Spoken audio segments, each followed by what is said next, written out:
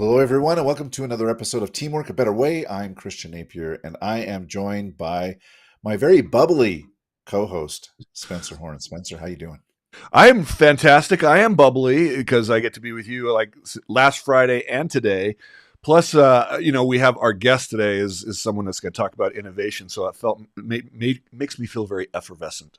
Yeah, well, you got a beautiful effervescent shirt on, so just had to point that out. Before we get to our guest, though, I have to tell you, Spencer, over the weekend, my wife and I went for a drive. We went down to Fairview and then over the mountains to Huntington, and the fall leaves, incredible. I don't know if you've gotten out and seen I these did. beautiful We fall actually colors. went towards the Alpine Loop. We took that. We should have gone down to Fairview, but we got halfway up the mountain and the road was closed. And I don't know what it was. We still got to see a lot of beautiful sights, but this is such a beautiful time of year. We may do that this weekend while we listen to conference.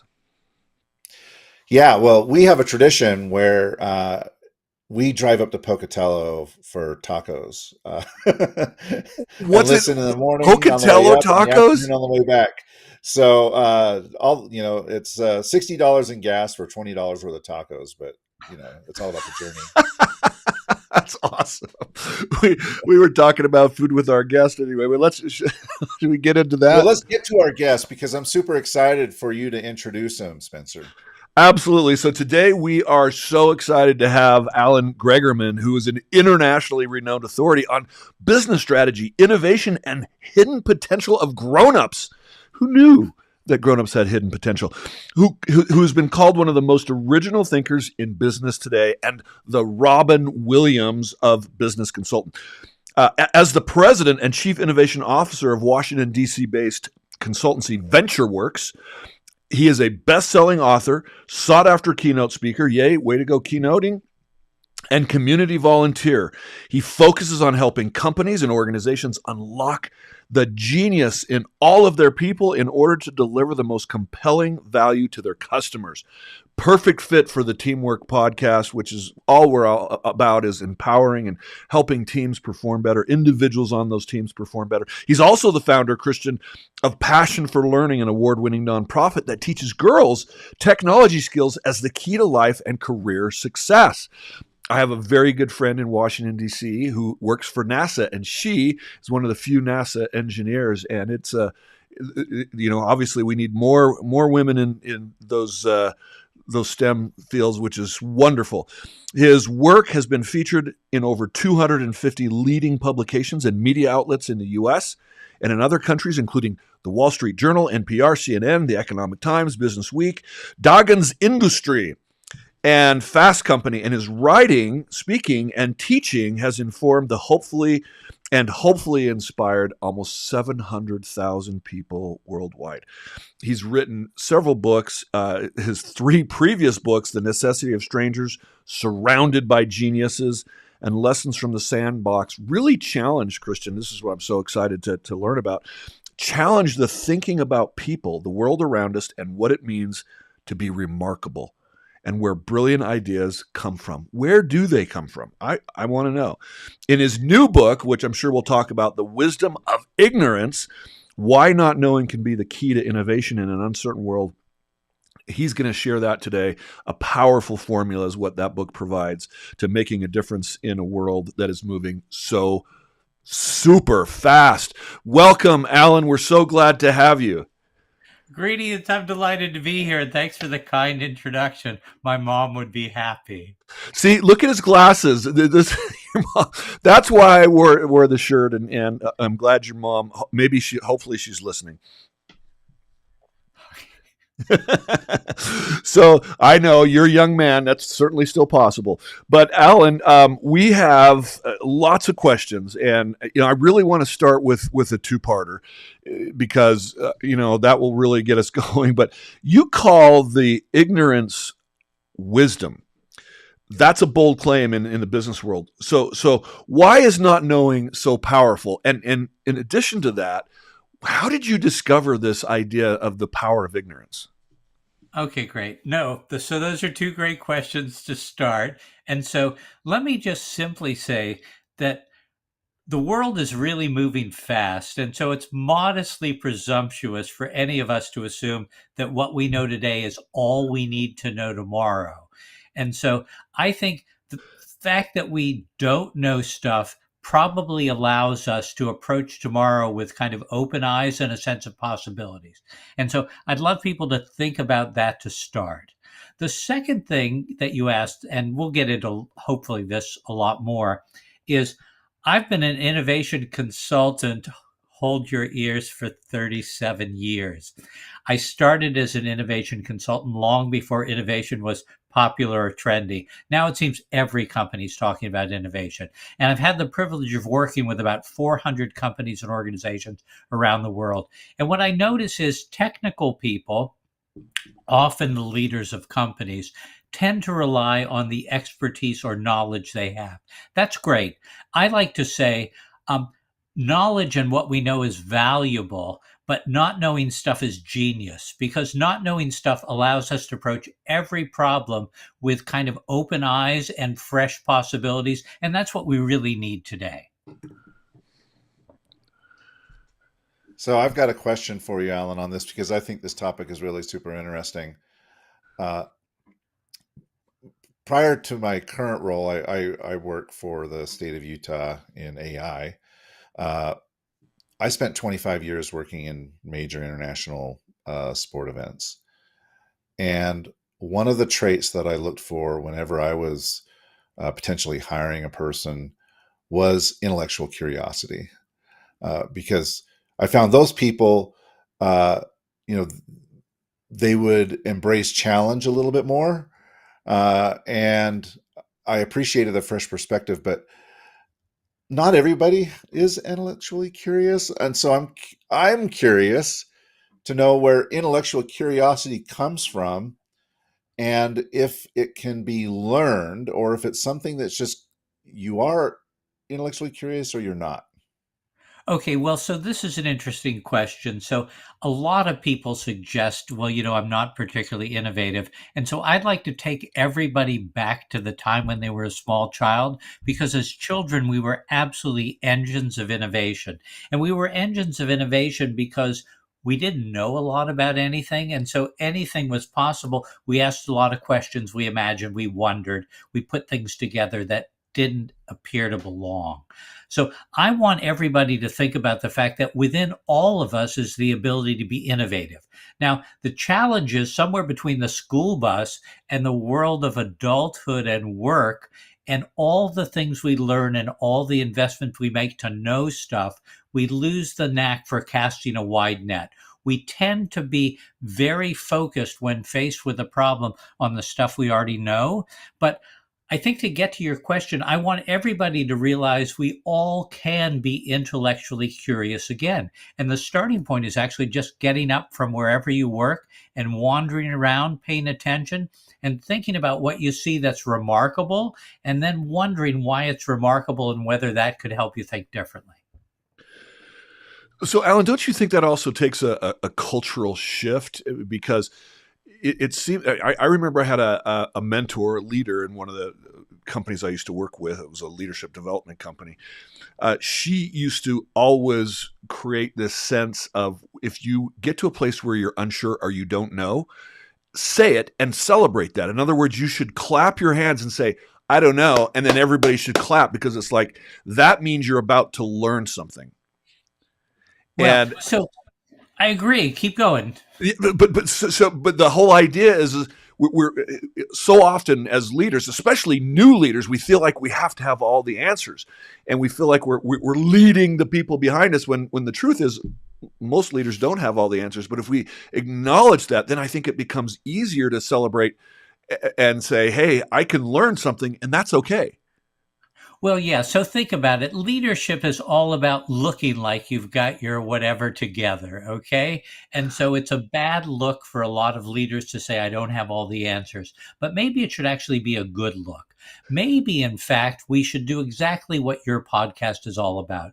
Leaders should come clean. They should say, I don't exactly know the answer. I don't know the best answer to this, but let's, as a team, figure out how we can be remarkable. And then leaders should also say, you know, we need to be better consistently. We can't just rest on what we do.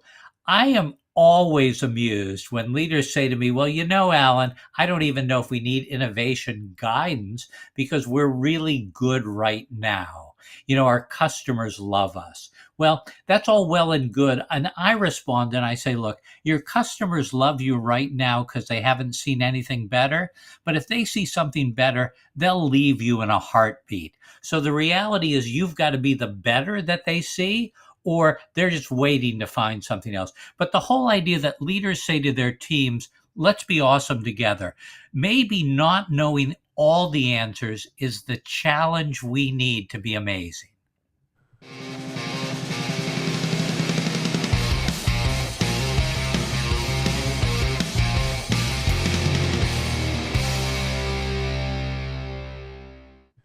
I work with lots of CEO groups all around North America, and these are, basically peer advisory groups.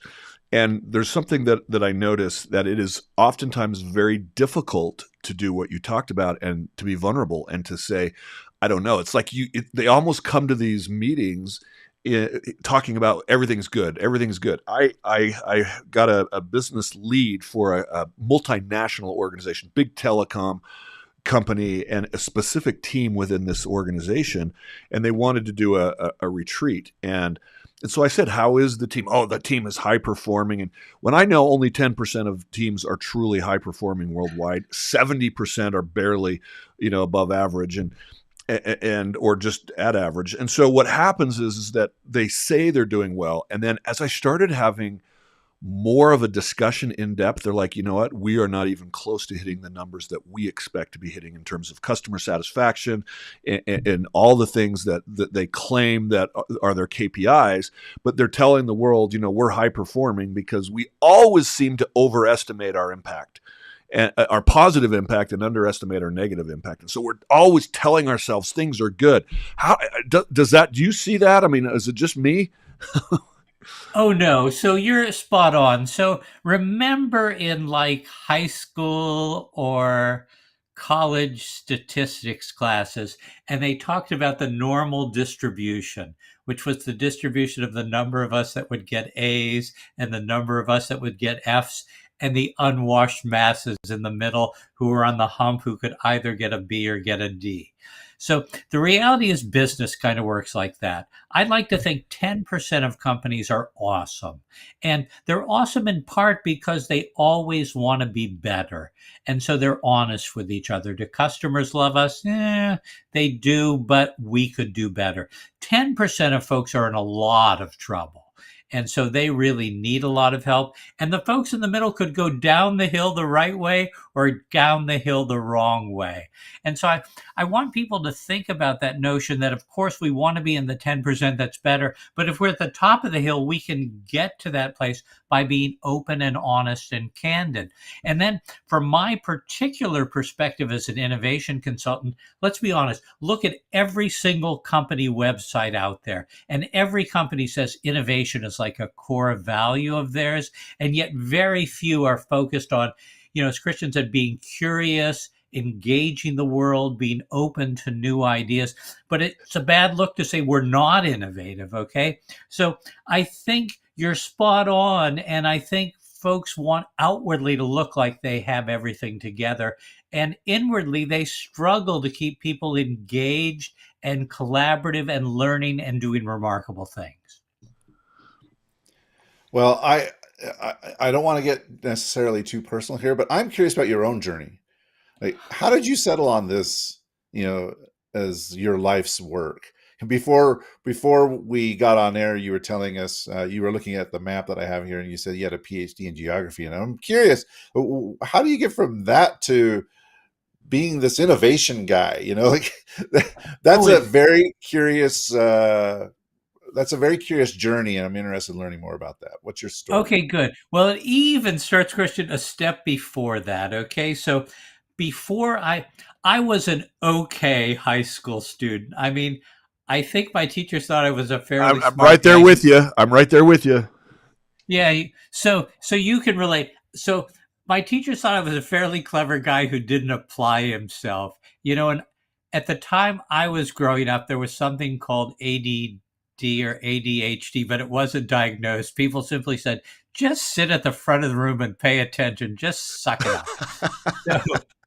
So my parents, who were really smart, said, I think to make college worthwhile, you should work for a while. And so I got a job actually with what was once a great company. It's kind of an interesting story called Westinghouse. And I worked as a propulsion technician assembling subway cars. I was there for 2 years. During those 2 years, I made 10 suggestions for ways they could improve operations. Every time I got a note from the plant manager saying, this is a great suggestion, we'll consider it and get back to you. They got back to me on one of my suggestions 3 years after I'd left. And they told me they were implementing it, but because I wasn't an employee, I didn't get any benefit. That was my perception of kind of how a lot of big companies worked. Now, fast forward, so I go to college, and I actually do really well in college. So working nights as a subway mechanic was really brilliant on my parents' part. Now I go to college and then I do really well. Then I decide I'll go to grad school and I think maybe I'll be a professor. And so I get a PhD in geography. I hated graduate school. I mean, I finished my dissertation because I don't want to start something and not finish it. But I finished that. But the last thing I wanted to do was stay at a university. While I was a doctoral student, I volunteered and worked with a group of entrepreneurs in Detroit, Michigan, helping them to grow their businesses. I absolutely adored these people. And so my idea was I would go into consulting, and what these folks needed was to think about how to be different, how to be more innovative, how to create greater value. And so I thought about how I would go and work with lots of entrepreneurs and then lots of big companies on how to do that.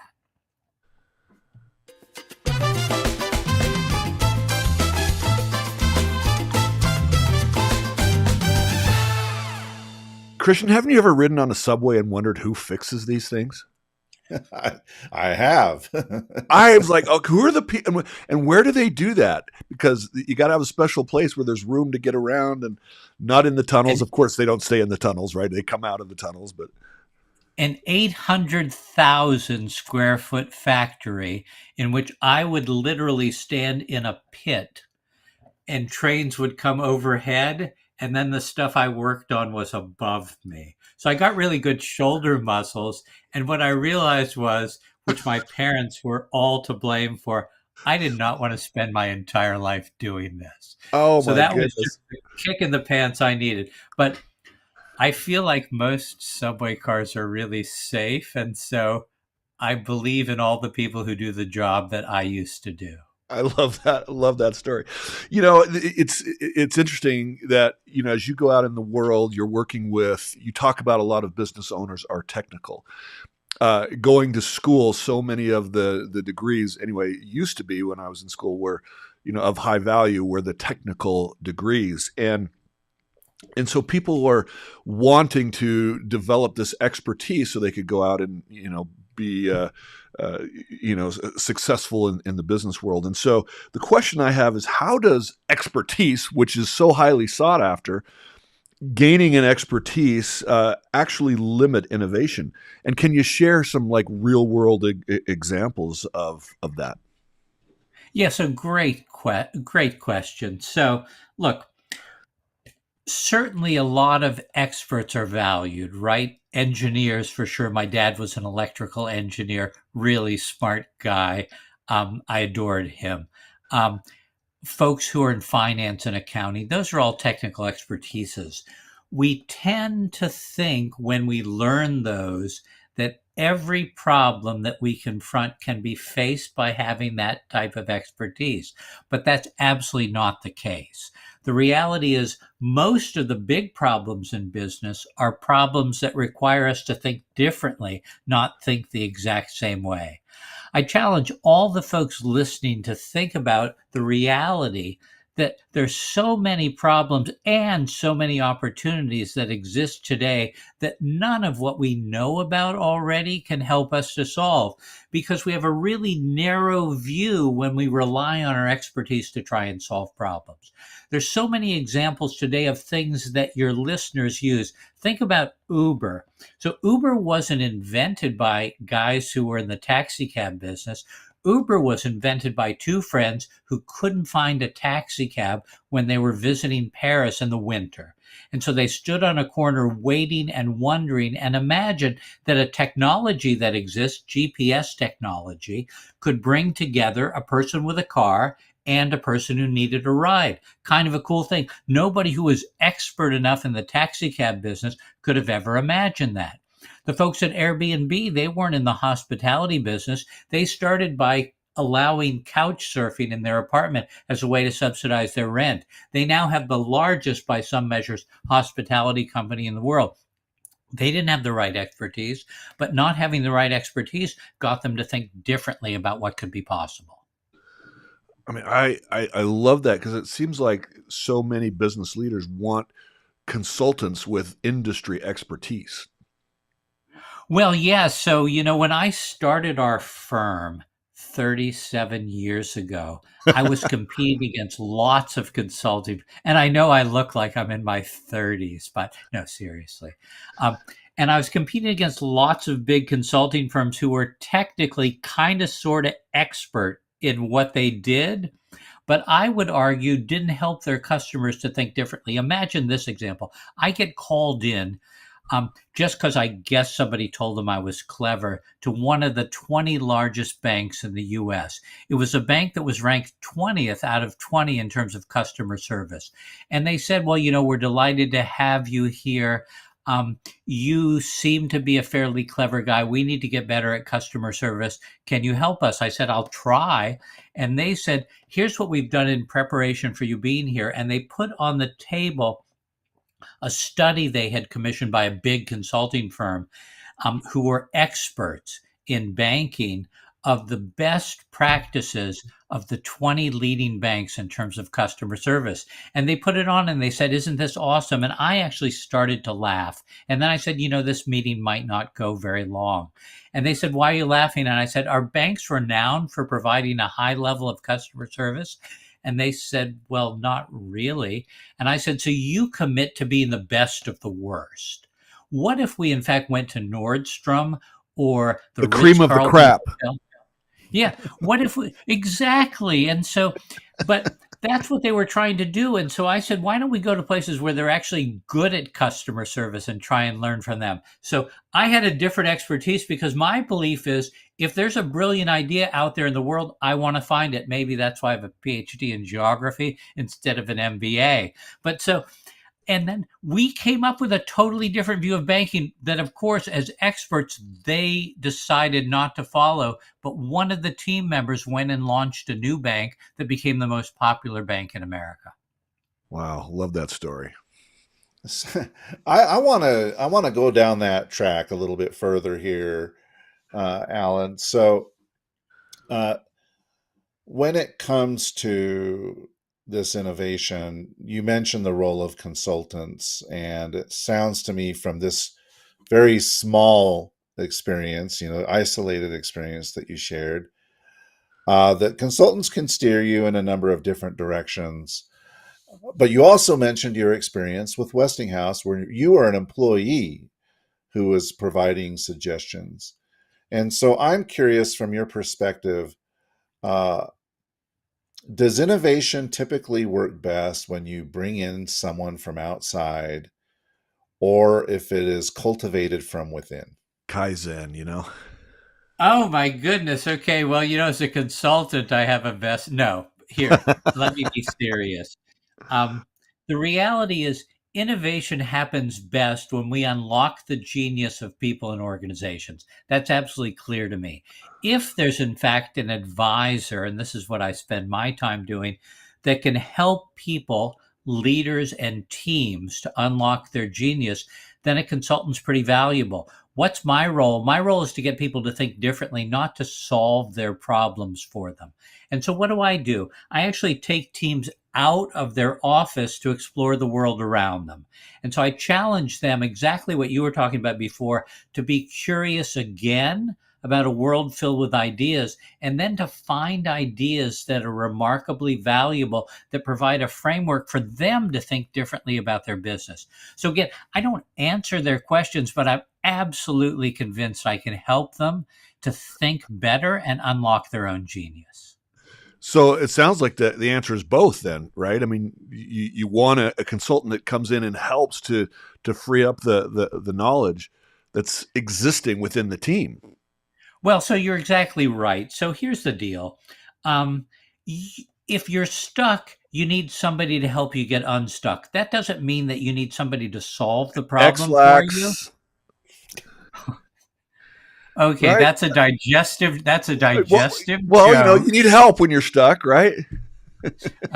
Yes, okay. No. I appreciate that. As my wife would say, boy humor here, because I periodically have been known to say something like that, and my wife, who's a nurse, will go, okay, fine, are you done? No. I appreciate it. I appreciate it. Okay, but I think it I is just both embarrassed myself. in the sense, often when we get stuck, we need a different perspective. Could we find that perspective on our own? Maybe. But could we, with a little bit of a boost from somebody who has helped lots of organizations find a different way of looking at the world, think about things differently? I think absolutely. So it's a partnership. I think at its best, it's a partnership between somebody who's a guide to unlocking your genius, and you being open to having your genius unlocked, being open to doing something different. Yeah. It reminds me of the quote by Alvin Toffler, which I absolutely love. He says, "The illiterate of the future are not those who can't read and write, but those who can't unlearn, relearn, and learn."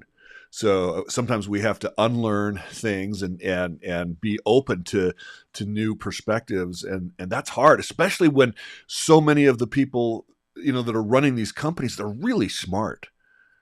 And so it's hard to sometimes let go of that confidence of what we think we know and step into that gray zone of innovation that, where there's no guarantees. Well, I think that's fair, but think about it. We're not suggesting to people that they bet the ranch tomorrow. Okay. What I'm suggesting to people is that they understand that the future will be different, and they Right. need to be experimenting while they're running the ranch. Okay. So they need to run the ranch, but realize that next Monday might be pretty similar, and the following Monday, but eventually a Monday's going to come when they need to do some different things. And if they experiment along the way, they'll know what those different things to do are. So one question I've got when it comes to innovation is sometimes you can do a range of activities or whatever, and you can solicit a bunch of ideas, and you have these brainstorming sessions, and some pretty innovative things can come out of that. And then what happens occasionally is people start voicing all the reasons why this cannot be done. Right? Like, so we look at all of our experience and say, "Oh, that's a great idea, but we can't do that because of this, that, and the other." And so the innovation gets squashed because of Debbie Downer, because all yeah, the Debbie all Downers. the doubts, right? So in your experience, as you're taking people and giving them a taste of the world, and you're walking them around, and they're seeing their experiences, how do you get them to overcome the Debbie Downer syndrome, or Okay, the fair. doubting Thomas, where uh, all the ideas are great, but how do you overcome the buts? Well, so we're in a way better position today than we were in the past. And I say that because in the past, we tended to think that innovation was a long, drawn out process in which we had to perfect an idea before we ever put it out there in the world. Now innovation happens quickly. So I mentioned a moment ago, we need to make sure we're doing as well as we can with the core of what we do, and then experiment. And these experiments should be fast and furious. we should get a team together over the weekend, wander around, come up with some ideas, come up with an idea we think is pretty good, and then actually share it with some customers and see what they think. And if they think it's good enough, then ask them how we can make it better. And then we start to launch some of these things out there. The challenge, and I'll get back to it, I don't want to sound like I'm beating a semi live horse or not, is that we have to do new things. The world demands us to do new things. We 260 of the Fortune 500 20 years ago don't exist today. Did these people pay attention? Did they rely on their expertise? Did they not cast a wide net and look for other ideas? So we have to do it. It's the imperative of business today. Be awesome at what we do, keep getting better at what we do, and try to figure out the things we're going to need to do to be relevant in the future. It's just kind of vital to do it. So if there are companies out there that listen and they ask for ideas and then they actually don't ever make any of those ideas happen, I got two things to say. One is they're not going to be around a long time. And the second is if you're an innovative person working there, I'd find another job.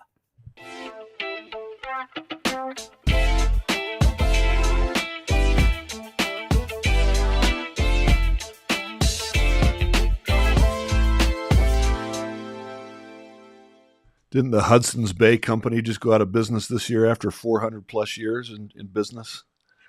Oi, I guess trading is being done a different way now. It used to be beaver trapping and really Oh, settled. exactly. They settled all of North America. That company was the reason why we had so many people here. But after over 400 years out of business. Well, you talk about 6 principles that are really important for breakthrough thinking: purpose, curiosity, humility, respect, future focus, which you've talked about, and paranoia. So how do these work together to create that innovative thinking? Well, and I think they'll tie into some things you guys have already talked about. So I think of these 6 things as really what in my new book, The Wisdom of Ignorance, is what I call enlightened ignorance. It's kind of the right type of ignorance. It's the type of ignorance that has really fueled all of human progress. So think about this. The first is really purpose, and that is every company and organization needs to have a clear purpose. In the absence of a clear purpose, we actually never accomplish anything. Purpose is the focus we need as individuals and as teams to be remarkable and innovative. So think about purpose and make sure your purpose is absolutely clear and engaging to the people who are part of your team. Make sure they also know that the innovation you need to have is tied to you living your purpose in a compelling way. Once we're clear about purpose, that opens the door to cast a wider net. And that's where curiosity comes in. So the idea is, if this is our purpose, how do we maximize the value of that purpose? And how do we do that by being open to new ideas? Are there other companies and other industries that have thought about how to maximize a similar purpose? Are there places in nature or in the world in general where these kind of ideas are remarkably forming, and I ought to pay attention to that? So that's curiosity. The third, and we've talked about it a lot already, is in order to be curious, I need to be humble. I need to admit that I don't know everything. And so that's a challenge to get out there and learn some new things. I like to think, and I have a PhD and I've worked in a lot of places and I've worked with 400 companies. Every week, I'm trying to learn new stuff. I'm trying to learn new stuff to be as valuable to our customers as possible. And I delight in that. It actually, I hope, keeps me young enough to wear these glasses. But so the idea of humility is I don't know everything. In fact, one of our customers was kind enough to say, when it comes to not knowing stuff, Alan Gregerman is a genius. And so the reality is I need to be humble. I need to then, if I'm humble, be respectful. That's the fourth thing. And respectful of anyone I meet who could share an idea. And so the reality is, if I'm not open to believing that everybody out there knows something that I should know that could make me better, I can't win. The fifth is future focus, and that is, and we've talked about it already, I have to run my business today with an eye toward the future. And while I can't exactly predict the future, I can pay attention to the tea leaves out there and be clear about the signals the future is sending me and adapt accordingly. And the last is paranoia, and I mentioned this as well.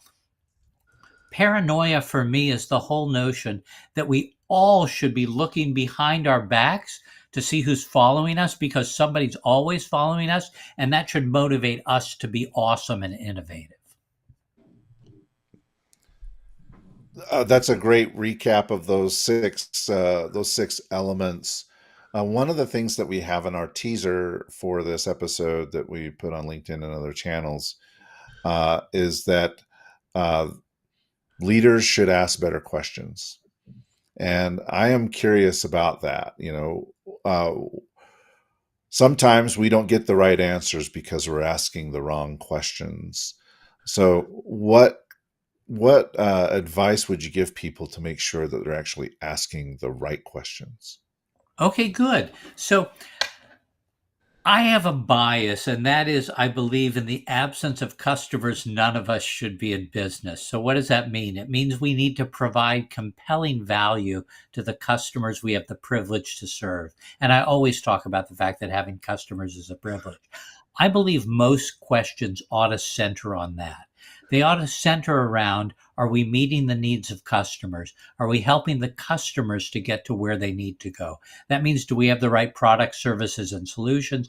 That means, do we support our products, services, and solutions well? That means, do we update them regularly when the customer has another need? Do we provide the right tech support? Do we provide an experience that doesn't make the customer sit online for an hour or curse at us because they can't get their answers met?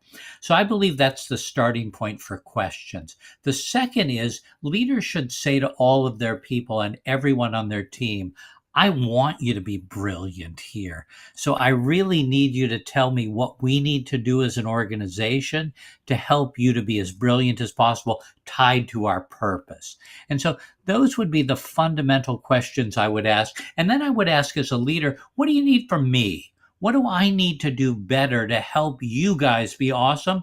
Because the reality is, you're the ones that are providing value to customers. Those are great questions. And I think also you talk about asking what's possible instead of saying, what can't we do? Well, what can we do? Where can we start? Let's just get the ball rolling. And I love that, just what is possible as a question.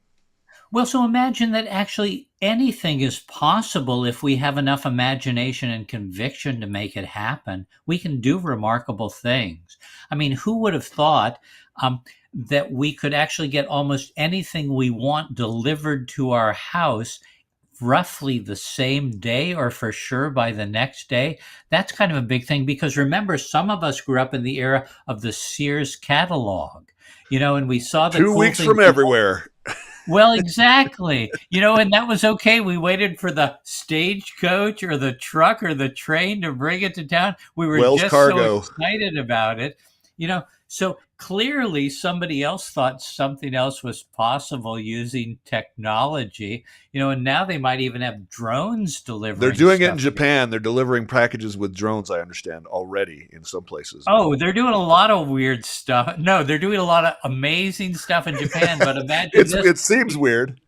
Well, they don't have enough young people there. And so imagine being in a nursing home and the person who engages with you is a robot. I mean, that's kind of a different world, right? Yeah. So just as a companion, so you're not lonely. Oh, yeah. So, okay. And serving you your meal. Don't get me started. Okay. All right. So here's what I want to know. You talked about when you consult with companies, you get them outside. But what if somebody's listening to this? They're a team leader, project manager. I want to ask you, how do we create innovation on projects for project managers? But how does a team leader get this process rolling of getting the creative juices flowing by getting outside or getting out of the office? I mean, do you have a formula, or do you just get out of the office? I mean, what can they do? Well, so I have a formula. We've actually taken teams from like 50 companies exploring 22 cities around the world looking for ideas and brilliance. Let me go back to one thing because it's interesting. Most companies, when faced with the need to be innovative, take a blank sheet of paper and get their smartest people in a room and say, okay, our backs are to the wall. Does anyone have an out of the box idea? It's as though people who were coming to work to be brilliant could turn on that part of their brain to make them even more brilliant and think creatively. So I want people to get out. I want people to realize the world and the marketplace are passing by us and changing every single day. And so I like to get people up. If I'm a project manager, periodically I should say to my team, are we running this project or program as well as we could? Are we creating the most value? Are we positioning ourselves to consistently be valuable to the customers we serve? If it's a federal government program, it could be 5 years. If it's a private sector program, it could be a year or two. But I've got to convince folks in the year or two that I'm continuing to innovate. So what they get is going to be better than what they had before. Now let me do something that's going to dramatically change your audience's view of how innovation occurs. It turns out throughout the course of human history, 99% of all new ideas were based on someone else's thinking or something someone found in nature. And so if that's the case, why would I sit in a room with a blank sheet of paper? I ought to get out there and find those 99% of ideas. And if I'm a program manager, I should get my team out. If I'm the leader of a company, I should get groups of people out looking at the world, coming back and saying, here's what we learned about how we could be better.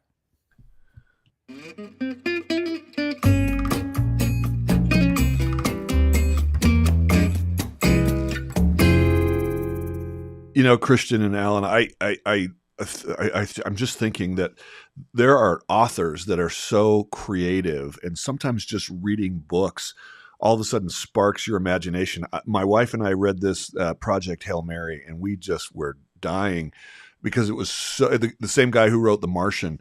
It was so innovative, so creative. It really blew our minds. I can't wait for the movie to come out. And it seems like I get ideas also reading. So maybe open the books and is that place where you find ideas as well? Well, I think as long as you get out of your normal routine, which is exactly what this is. Yeah.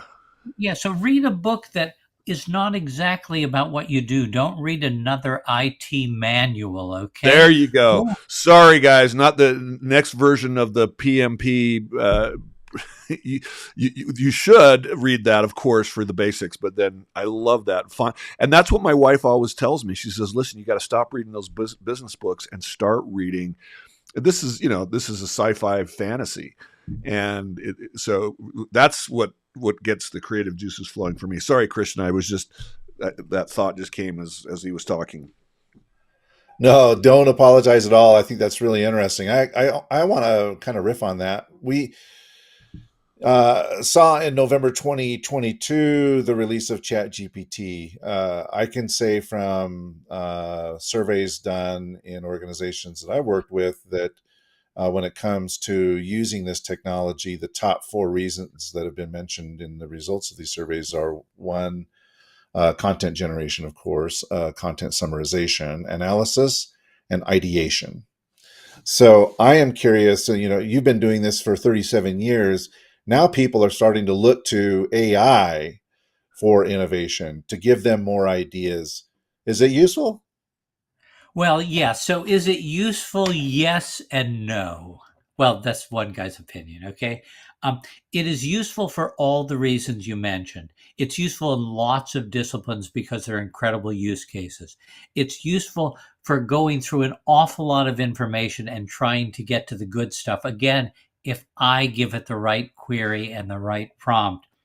But once I get some of this stuff, I need humans who are creative to connect the dots. Okay. So I believe AI is awesome for putting a lot of dots out there, just like when I get folks to wander around town looking for ideas. But then humans need to put those ideas together and create value and create the details of it. So, would I like people to use these tools to get a bit smarter? Yes. Would I like them to think that they're not the way we're going to come up with remarkable breakthroughs? Yes, as well. So I think there are pluses and minuses. I use AI all the time to get started. I have to admit, all the content I generate is generally written by me. But I may have read something on AI or something AI generated to get the spark of an idea, but then I got to figure out what it means. So I think we are at a point we need to acknowledge our sponsor, Christian. Oh yeah, And let's do it. so we're so grateful on the Teamwork A Better Way podcast to have Team Coaching International be our sponsor. And one of the things that we have talked about on this show over and over again, and even today, is that most teams are not high performing. Only about 10% of those are. And so one of the great ways to really assess where your team is doing in terms of productivity and the conditions on the team to sustain that productivity is to do what's called the team diagnostic. And this is an assessment tool that was developed over 20 years ago. Really, the leader, when Team Coaching International came out with this over almost 20 years ago, team coaching was brand new in the coaching world, and they have this incredible tool based on a lot of science that helps you as a team measure 7 elements of productivity, 7 elements of positivity, which are the sustainability factors for your team to continue to produce at a high level. So we will provide through Team Coaching International, if you're interested, a free version of the team diagnostic, and it's what's called a team leader view. So it's not a true team diagnostic where everybody's taking the assessment, but you as the team leader get to take the assessment and from your perspective see how your team is doing and really learn about how this model can help you. And Christian, is I've used this for almost 14 years, and it has been a powerful tool to help shift and move cultures very, very quickly to high performance. Well, so let's get back. If you're listening, we put the QR code up, and if you didn't see that because you were listening, we'll put a link in the show notes to that assessment. You talked about sometimes we get stuck. We've talked about a few ideas to get leaders unstuck, to get some innovation really rolling. If there's any other advice that you could give to a CEO to kind of spark innovation, what would it be? What could they do to get it started? I mean, we've talked about getting outside. We've talked about celebrating ignorance, right? We've talked about encouraging people to say, I don't know. What are some other things one other thing that we could do? Well, one thing I think for sure that I encourage every leader I work with to think about is the simple notion of actually wandering around, hanging out with your people, encouraging them, making sure that they understand not just the purpose of the organization, but the role they potentially can play in making that purpose really come to life. And I know a lot of folks today are in organizations that have a lot of virtual people. I mean, they're real people, but they're working virtually. And so we have no excuse. So folks say, well, my folks are scattered everywhere. I can't walk down the hall to see them. I can set up a time to talk with them and encourage them. I can do more to bring people together periodically to work as teams and engage with each other. So I think showing genuine commitment and caring and belief. Remember, we started at the outset talking about how do we unlock the potential in grown-ups? Not different than how we unlock the potential in kids. We show them we care. We show them we believe in them, that we really think they have the ability to combine what we know with what we don't know to be awesome. Love that. So my last question before we wrap it up with Spencer's last question and lightning round and all that fun stuff. I'm wondering if you can share an example without betraying any confidences of innovation that an organization made that you were instrumental in helping them chart this course or find a new path, just to kind of give people a sense of the potential impact of Oh, this good. Sure. framework. I mean, there are a lot. I'd love to come back on and share some, but here, let me give you an example because it'll show folks how simple it is to just change the equation. We were asked by a large pharmaceutical company if we could help them rethink the way they packaged and distributed their products worldwide. This is a big company. And so I asked them to think about all the places on earth to stretch their thinking where things came in perfect packages that didn't cost a lot and that protected things really well. And so they started to think about that. But I said, we're going to do something better. We're actually going to spend the morning at a produce market. And I took them to a big produce market, an urban produce market, at 7 in the morning when all the trucks were coming in with produce. And I gave them each $20. There were like 22 members of their team. And I said, I want you to buy everything you can find here within your $20 that protects its products, because a lot of these products come from really far away. We don't grow oranges here. We don't grow pomegranates here. I'd like you to think about that. And so they all bought some stuff and they all got actually reasonably energized because they thought about packaging in a place they'd never thought about it before. We actually took these products back, took them apart, and then had a discussion about all the different ways you could package things. The result, fast forward, was they saved $155 million a year in packaging and distributing their products with less breakage than they'd ever had before. I kind of wish I'd gotten a percentage of that, but I think I just charged them my consulting fee. So that's one example. And it's a simple example. We can do that easily.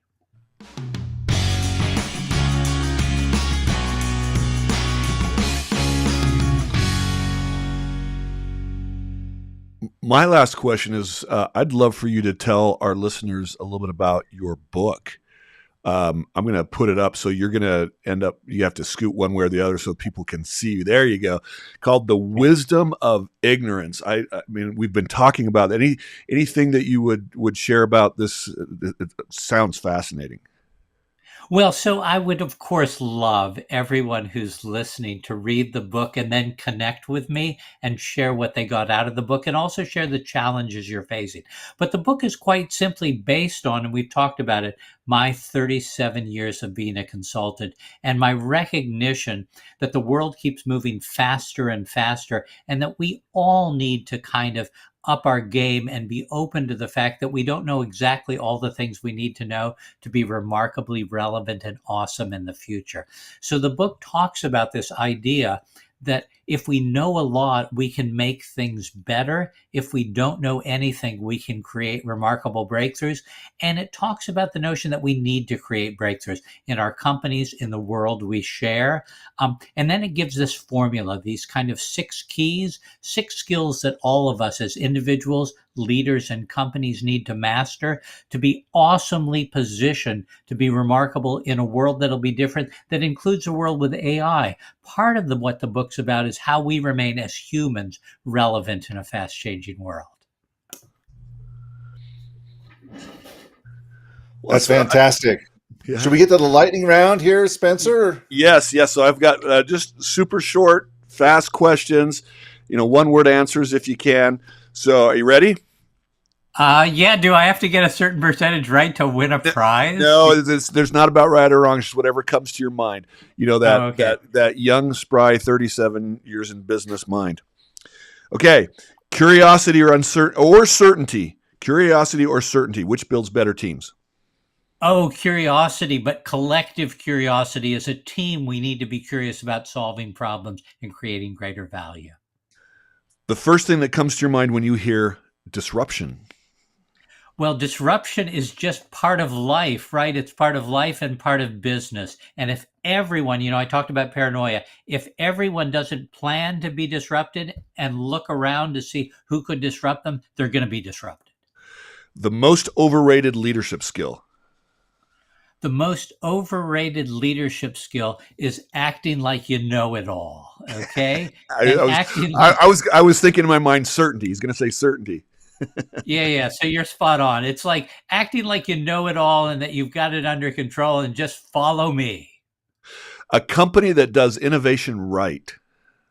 Well, so of course there are lots, but I like a bunch. I like Apple, but Apple is brilliant not because they come up with all these brilliant ideas. They're brilliant because they understand the 99% rule and all their products are based on somebody else's thinking. They just do it better.